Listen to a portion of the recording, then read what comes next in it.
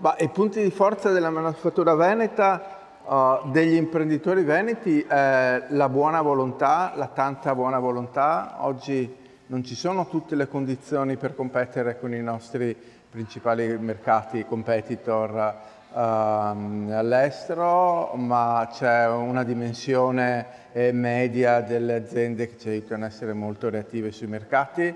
C'è una grande ancora inventiva da parte degli imprenditori che li aiuta a partecipare a tutti i mercati e ad innovare nei prodotti. Direi che più che nel contesto italiano il nostro comparto manifatturiero si inserisce bene nel contesto estero, ed estero vuol dire sia nei paesi vicini, Germania e Francia, dove siamo molto presenti in alcune filiere molto importanti, ma con alcuni prodotti siamo anche molto forti nei mercati del